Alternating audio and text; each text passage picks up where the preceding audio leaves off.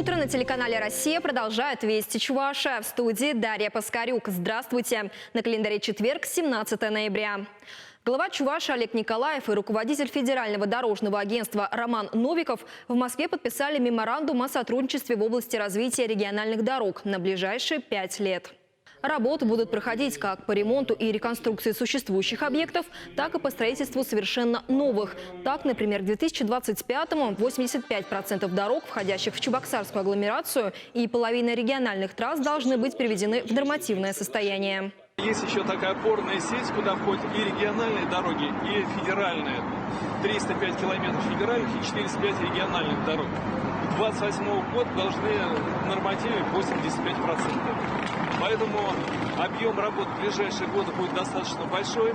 В общем-то, дорожникам не придется сидеть без дел.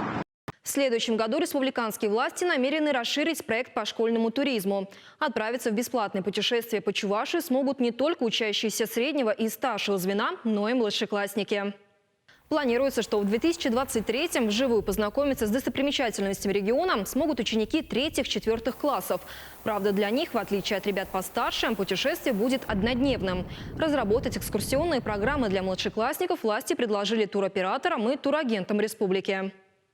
В Чувашской метрополии стало на один храм больше. В селе Никольском Ядринского района восстановили церковь. Ее осветил митрополит Чебоксарский и Чувашский Саватий.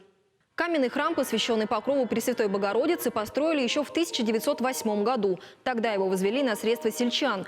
В 1936-м церковь закрыли, а к концу 20 века она превратилась в руины. Восстанавливали храм на протяжении 20 лет. Подробнее об этом расскажем сегодня в наших информационных выпусках. Не пропустите! Сегодня в Чувашском драмтеатре состоится благотворительный спектакль под названием «Ты в душе моей». Режиссер постановки – народный артист СССР Валерий Яковлев. Вырученные от продажи билетов средства театр перечислит в фонд «Перле» для поддержки мобилизованных.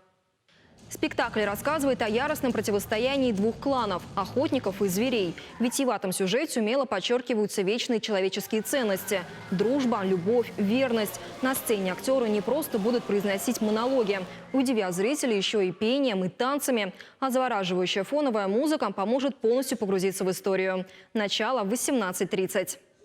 Ждем и готовы встретить наших зрителей любого возраста, потому что этот спектакль можно и по пушкинской карте смотреть. Она для всех, и для совсем молодых зрителей, и для пожилых, и для старших.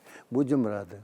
Сегодня на нашем телеканале выйдет в эфир программа «Вести медицина». Основная тема разговора – детская близорукость, новые технологии и методы лечения миопии. Что способствует развитию близорукости в раннем возрасте? Почему дети начинают видеть хуже? Как вылечить миопию или хотя бы приостановить течение болезни? На эти и другие вопросы ответят гости студии, специалисты компании «Имидж Оптика» и эксперты в данной области. Также своей историей лечения болезни поделится юная участница программы. Кроме этого, врачи дадут практические советы родителям и детям по профилактике близорукости. Напомню, «Вести медицины» выйдет в эфир сегодня, 17 ноября в 9:30 на телеканале «Россия-1». Таковы вести к этому часу. Желаю вам продуктивного четверга. Оставайтесь на телеканале «Россия».